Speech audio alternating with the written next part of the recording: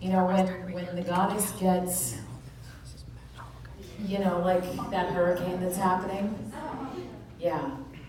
When I get like that, I know that I have a team of men who can stand in my fire.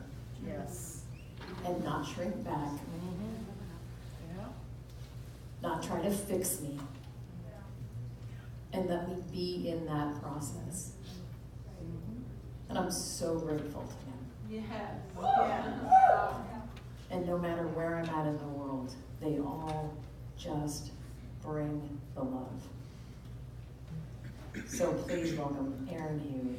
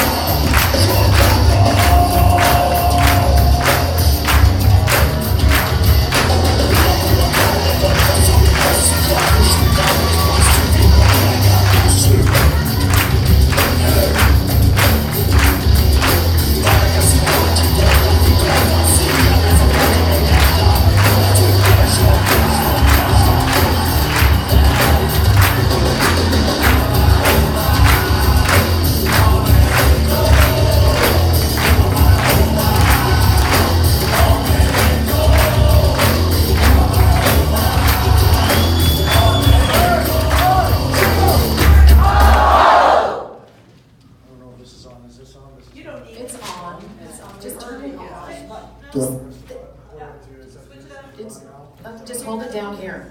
Hold it down there. Yeah. Check. Check. Okay, hey. How's it going? I got it.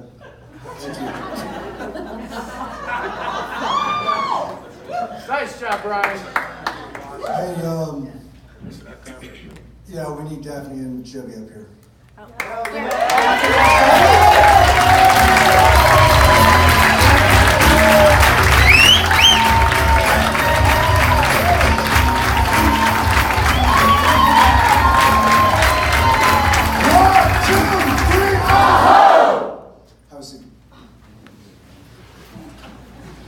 In the Aztec jungle, it's very thick. The jungle is very thick in South America, and so as the Aztec warriors would move from village to village, they couldn't see but a few feet ahead of them. And due to their intense nature, they wanted to make sure they could pass from village to village very peacefully. And so they had a chant that they did while they were walking through the jungle. They would yell, "Imlake!" And they would wait. If they heard nothing, they would continue to walk the direction they were walking, and then they would yell again, "Imlake!" And they would wait. And that continued, and kept yelling until they heard the response. "Imlake! Alake!" Once that happened, they knew that there was another warrior in the jungle. And they would say it back and forth. "Imlake! Imlake! And they would follow each other's voice until they found each other in the jungle. When they found each other, they would take each other's hands and they'd say, "Awea." So here's what we're going to do. The men are going to sing Imlake, and the women are going to sing Alake. We do that 3 times, and then we all say it together, Awea. The song goes like this. Imlake, Alake, Imlake, Alake, Imlake, Alake, Awea. Imlake, Alake, Imlake, Alake, Imlake, Alake, Awea. Once more. Alake, Imlake, Alake, Imlake, Alake, Awea.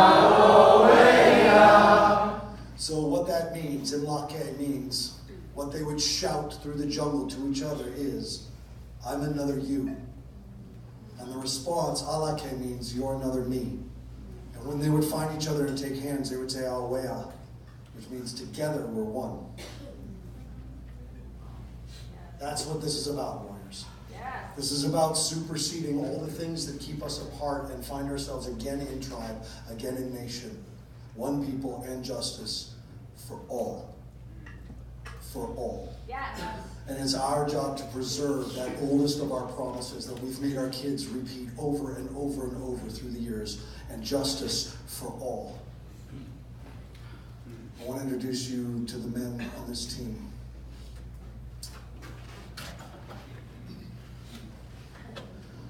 Despite a 2-year battle so that he can see his son, he still shows up with his heart so wide, with so much forgiveness. And this fucking crybaby who cries the entire time you're working. I don't know if you see it. You're doing your stuff, you look over, he's got tears streaming down his face. This welder from the great white north, this blue collar, this roughneck has the biggest heart. This is my very, very dear friend, Shane Mikulovsky.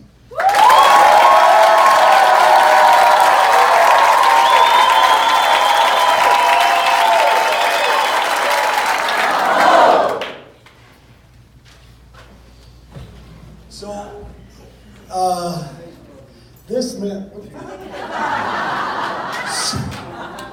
if I had RJ on both sides, it'd be the best sandwich. So this guy I first met, I'm gonna expose it. Go for it. First met at Warrior Camp 3 years ago. Right? And he went through that end circle piece and the back off drill and all kinds of stuff. And on the last day of camp, he came up first thing in the morning sobbing. Because the night before, his girlfriend had said, we're done.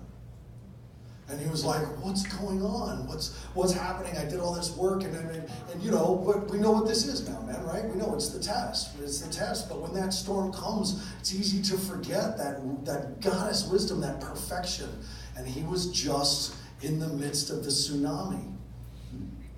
And there's a very old book with all the writings attributed to Odin. The book is called the Havamal. And there's a stanza in there that says, never trust the sweet words of women. Their hearts were made to change. And that's what I said to him. And the few days before he came here to work with us, he went into a restaurant with how many dozen roses? I didn't. No.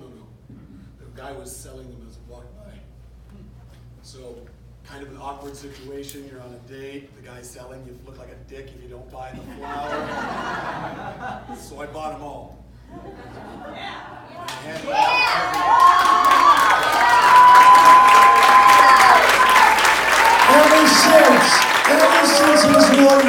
Ever since his warrior camp, this man has been teaching men's work. He has taken his lesson and he is sharing it with every man he can find. This is Kevin Scott.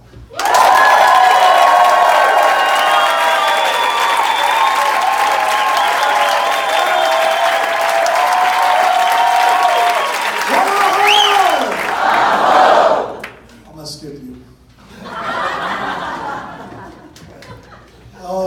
Actually, we have to do this one more.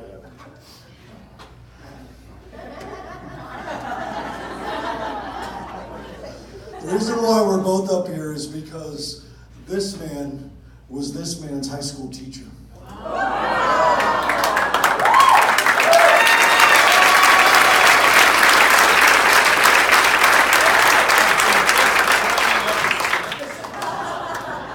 We have known Brian Katz since he was 15 years old. When he was 17, he started working at our kids' warrior camps with us. He started traveling 10 years ago doing predicament in his teens with us as an instructor. We parted ways for a while, and he found his own purpose, his own path. This man is a master's level Chinese medicine practitioner. This is Brian Katz.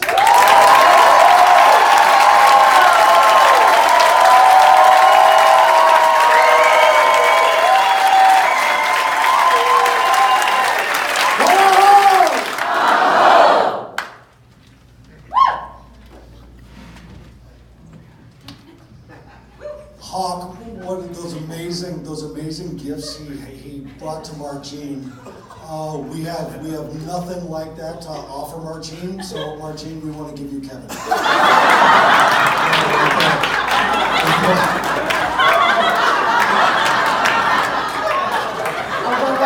I'll take that DMS you got.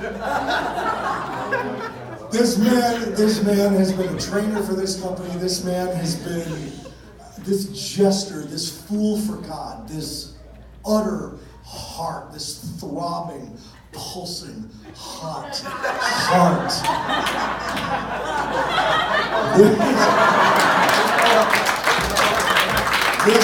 This wonderful, wonderful man who shows up at every single camp and expects absolutely nothing in return. Please say hello to Kevin Cundiff.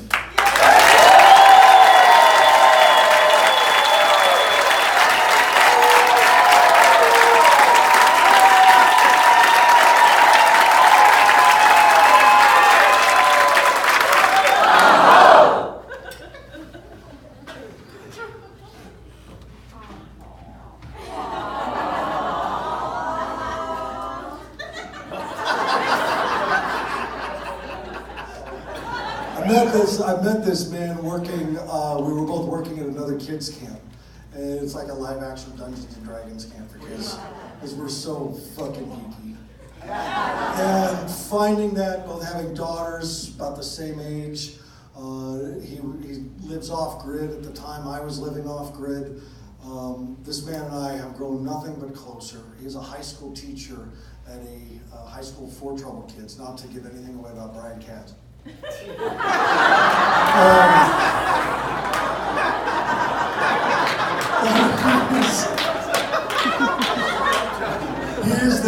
He's their sex ed teacher, he's their theater teacher, he's their weightlifting teacher, and of course he's their martial arts teacher. This beautiful, beautiful wild man, this Bigfoot of the mountains, this king of the woods. This is Jeffrey Hamilton.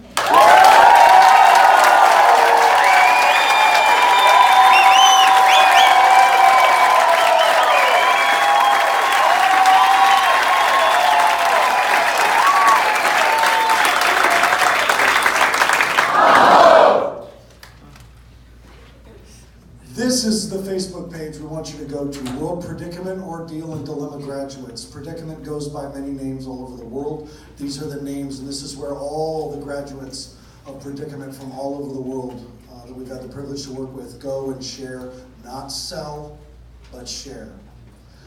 This is where we go.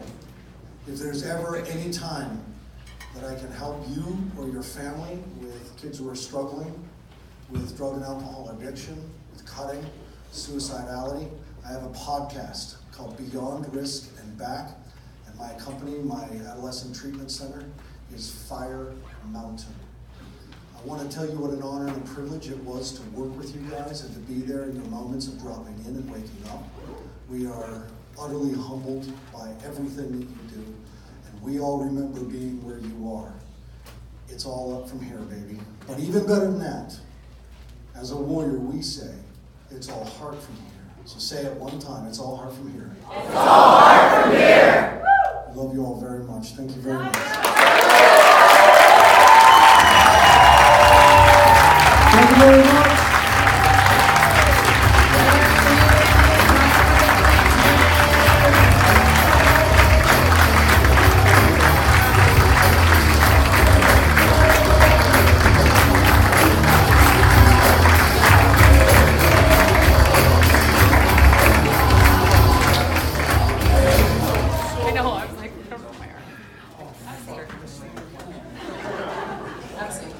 So there's one more thing I want to say.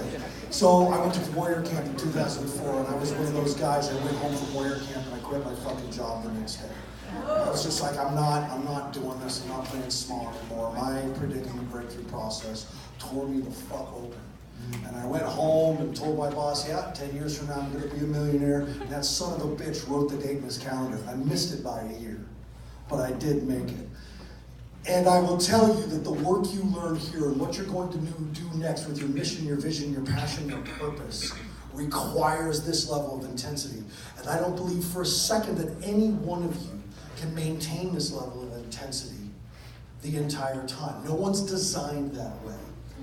And so what I want you to know is that warrior camp, and for some of you in that sacred circle at the end, I told you what happened between me and my wife, and you all thought it was fucking funny.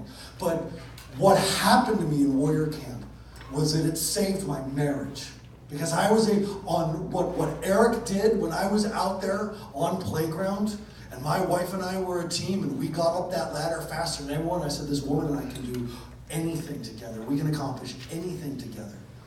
And then then predicament, and it just kept going. And by the end, I knew that I was in the right place to do everything. Yes, warrior camp saved my marriage. Wizard camp saved my life. I'm on this stage because of Wizard Camp. I told you what I think of affirmations. And I know what works. Because I am not a smart man.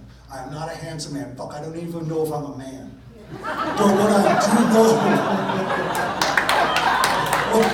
what I do know... Can you talk to your wife about that? She won't give me a straight answer. One thing is next. But what I do know is that learning how to balance the energies of that action, and then to take a step back and let the universe fill that space with the intention you put out. I told you, the universe is always listening and saying, what? As you wish. As you wish. So you be careful with your words, warrior. Because the universe is listening to them. So I want enough money to last me the rest of my life. And that's when the truck fucking hits you.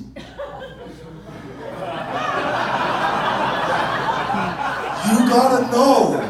You have to know how to say it in such a way that the universe knows exactly. And that clarity, the clarity of the mind, to be unpolluted by the dragon and be able to talk to the universe one-on-one with nothing in between you, and then to say it with the passion of a warrior.